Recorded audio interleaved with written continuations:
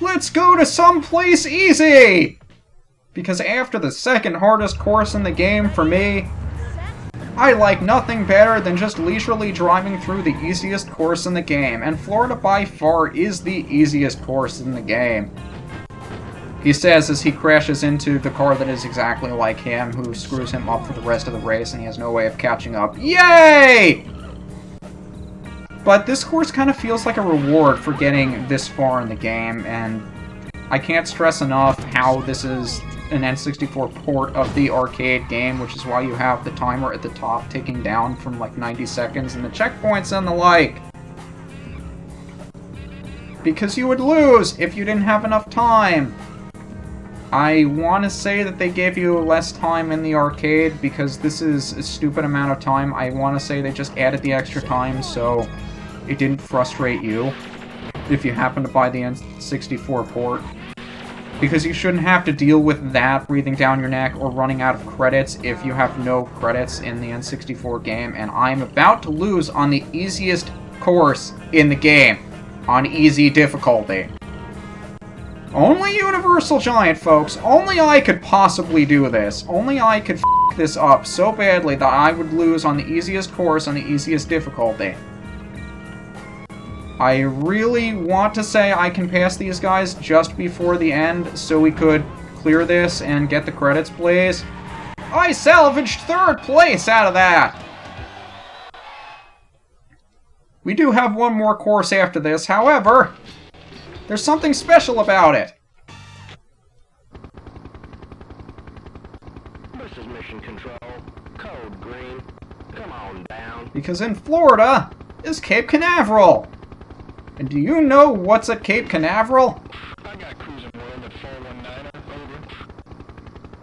Yup, this game went there. 10-4, cargo bay open. Come on down. Even though it's called Cruis'n World, it looks like the last course isn't going to be on it. Commence countdown. 3, 2, 1, 0.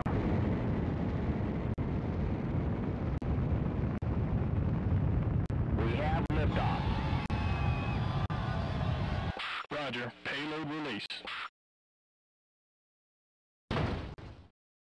And they rolled down the windows, all the air got sucked out, and their heads exploded. The end. We're cruising now. Please give us the awesome credits. No, they gave us the stupidly bad credits with the annoying music. I want to say they alternate what they use for the credits, where sometimes they'll do France and they'll have the stupid, annoying French music.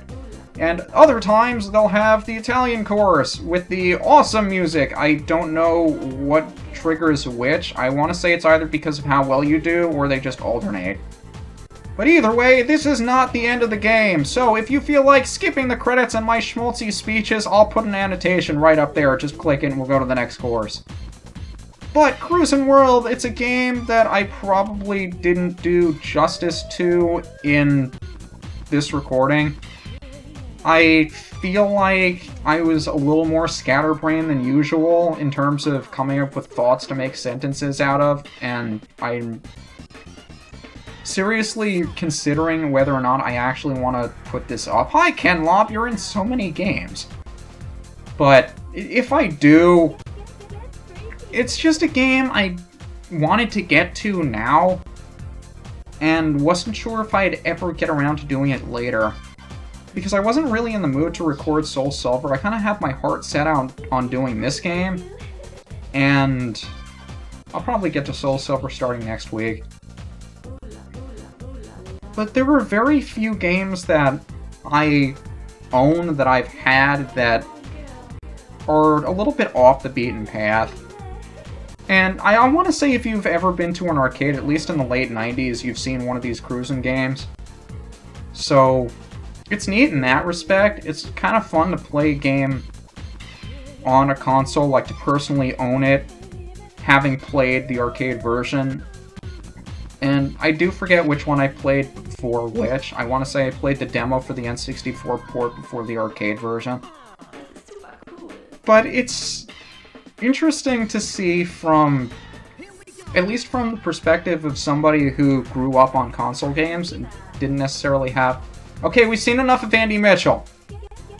that you don't really know what arcade games are like, so to play one for the first time, it feels like a completely different experience.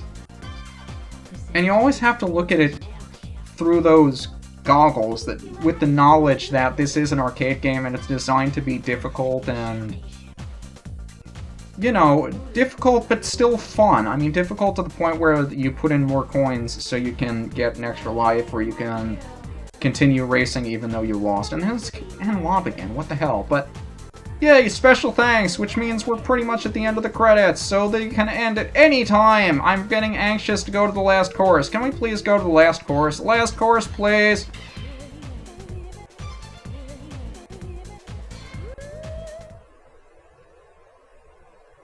Well, doesn't look like we're on the world anymore. And it also looks like the moon is now on Florida.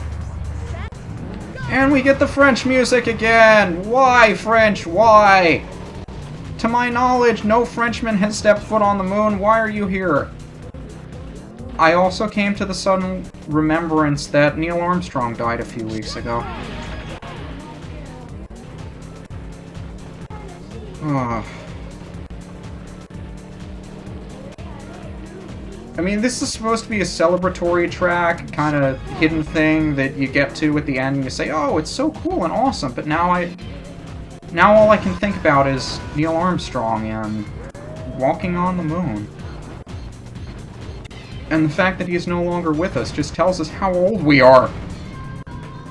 I mean, granted, I was not alive when Neil Armstrong walked on the moon, but it seems so weird to have lost that kind. Why am I putting this sort of historical perspective into an LP? Drive, you f***er, drive! Ignore this all!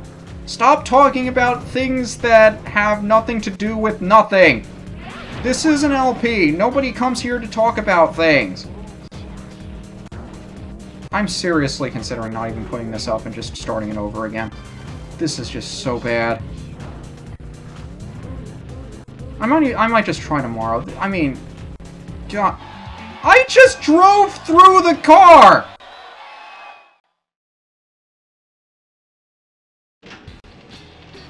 I drove through the car!